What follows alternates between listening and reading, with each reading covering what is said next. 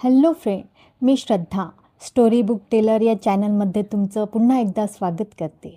आपण ऐकत आहोत साईनाथ पाचारने यांची दत्तक ही कादंबरी भाग 3. चला तर मग सुरू करूया. रात्र वाढत होती. 9 वाजत आले होते. मला तर खूपच भूक लागली होती. आज सकाळपासून मला जेवण पण गेलं नव्हतं. दररोज याच वेळी माझं जेवण व्हायचं. जेवण झालं की लगेच मला झोपायला लागायचं. आताही मी फ्रेश होऊन आल्यावर किन्हाळकर म्हणाले, आपण आधी जेवण करूया. मग ते आपल्या मुलीला म्हणाले, सुलू, झालं का बाळ सगळं? हो, तिने होकार दिला. मग आटप लवकर. ताट कर आपल्याला आणि डायनिंग टेबलची एक खुर्ची आजपासून वाढव. आता तिघांचं कुटुंब झालंय आपलं. असं म्हणून किन्हाळकर स्वतःच हसले. आम्ही दोघेही खुर्चीत बसलो. सुलू नावाची ती मुलगी ताटे करू लागली. तरी 15 मिनिटं गेली. सुलूने आम्हाला आणि तिला स्वतःला ताट केलं होतं. त्या ऐसपैस असलेल्या डायनिंग टेबलाच्या बाजूने आम्ही तिघेजण जेवायला बसलो. सुलू माझ्या समोरच बसली होती. प्रत्येक घासागणित आमची नजरानजर होत होती. किन्हाळकर माझ्या डाव्या बाजूला बसले होते. सुलू मात्र एका विचित्र दडपणाखाली जेवण करीत असल्याचं मला जाणवत होतं. शिवाय आमची नजरानजर झाल्यावर ती लाजून मान खाली घालीत होती. तिला माझी भीती वाटत होती का?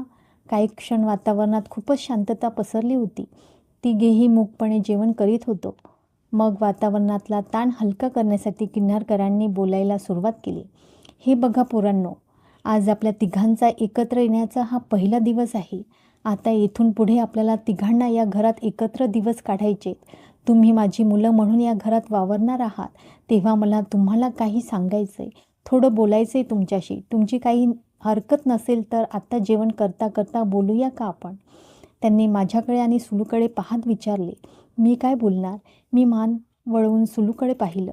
सुलूने पण माझ्याकडे पाहिलं.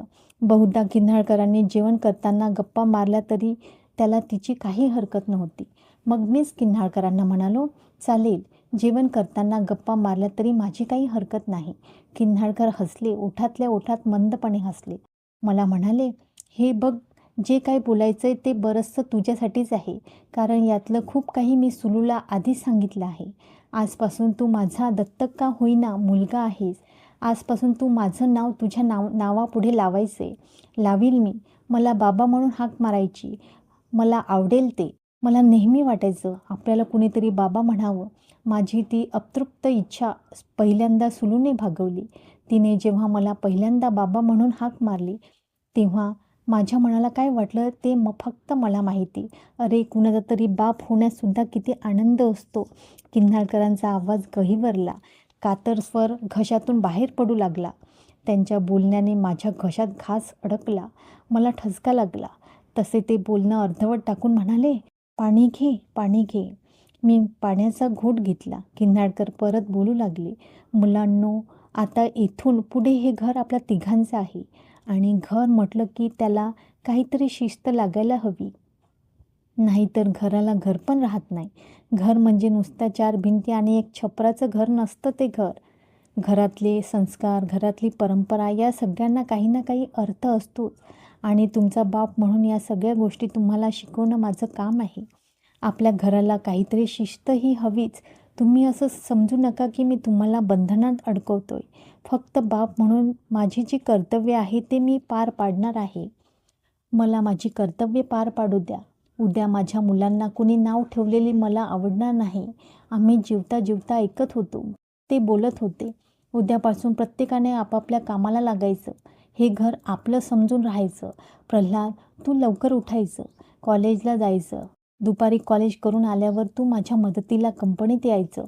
पण मला कंपनीतलं काही कळत नाही. मी म्हणालो, काळजी करू नकोस, येईल सगळं. तू तेथे आल्यावर तुला काय काय जबाबदाऱ्या पार पाडायच्या आहे ते मीच समजावून सांगेल. मग ते सुलूला म्हणायचे, तू सुद्धा लवकर उठायचं. आजपर्यंत हे घर दोघांचं होतं, आता ते तिघांचं झालं आहे. आपल्या तिघांसाठी स्वयंपाक पाणी तुला करावं लागेल. मी कुणीतरी नोकरानी ठेवायचं म्हणत होतो, पण त्याला तू नकार दिलास. हे सगळं तुलाच बघावं लागणार आहे. शिवाय तुला शाळेत पण जायचं आहे. माझं मी बघते असं म्हणाली होतीस. आता हे तुझं 10वीचं वर्ष म्हणजे महत्त्वाचं वर्ष. चांगल्या मार्क्सने पास झाली पाहिजेस तू. मी तुला पुढे खूप खूप शिकवणार आहे. माझ्या मुलीने डॉक्टर नाही, निदान इंजिनियर झालेलं पाहायचं आहे मला.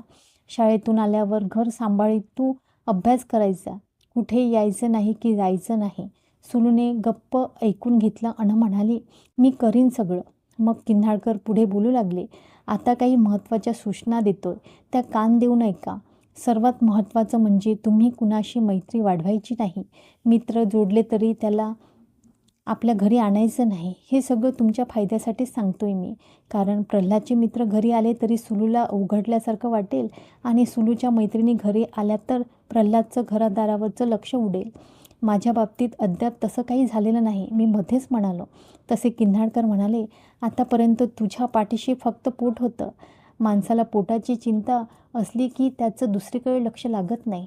पण एकदा सगळ्या चिंता मिटल्या की त्याची वृत्ती हौसमौज करण्याकडे वळू लागते. माणसाचं रिकामं मन हे शैतानाचं घर बनू लागतं. माणसाचा स्वभावच आहे तो. म्हणून सांगतो, तुम्ही वाईट वाटून घेऊ नका. माझ्या मुलांनी चिखलात रुतून बसलेलं नाही पाहायचंय मला. त्यांनी आपल्या पंखात बळ एकवटून पराक्रमाची क्षितिजे व्यापलेली पाहायचंय मला. आपण या समाजाचं काहीतरी देणं लागतो. माझ्या दोन्ही मुलांनी समाजात राहून समाजासाठी काहीतरी करावं अशी माझी इच्छा आहे. ती इच्छा तुम्ही दोघांनी पूर्ण करावी. खूप उंच उंच जावं. मला शक्य आहे तेवढी मदत काळजाच्या आकांतापासून मी करीनच. पण त्याला तुमचीही इच्छाशक्ती हवी. मनापासून तुमची तयारी हवी. किन्हाळकर बोलत होते. आमचं जेवण संपत आलं होतं. किन्हाळकरांचं ताट मात्र भरलेलं होतं. खाण्यापेक्षा त्यांचं लक्ष बोलण्याकडेच जास्त होतं. अगदी भारावल्यागत ते बोलत होते. त्यांच्या बोलण्यातून असं वाटत होतं की त्यांना अजून खूप काही बोलायचं आहे. एकाच घरात 2-2 दत्तक मुलं अद्याप कुणी घेतली नसतील आणि समजा घेतली असतील तरी ती चिमुकली असतील, ज्यांच्यावर कुठलेही संस्कार झाले नाहीत.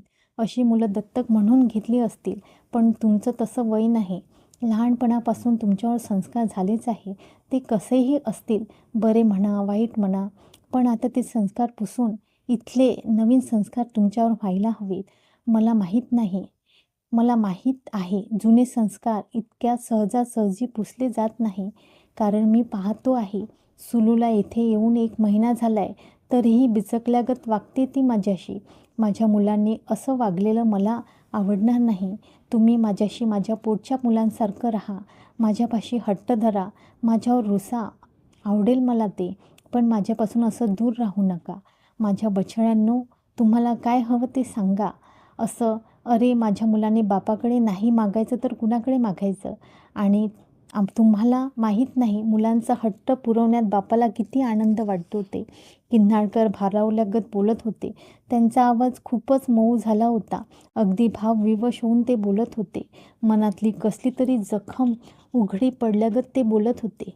मग मलाच प्रश्न पडला, त्यांनी आम्हाला दत्तक का घेतलं? सुलूला तरी दत्तक का घेतलं? ऐन तारुण्यातल्या 2 मुलांना त्यांनी दत्तक घेण्याचं कारण काय? आपली मुलांची तहान भागावी म्हणून त्यांनी आम्हाला दत्तक घेतलं का?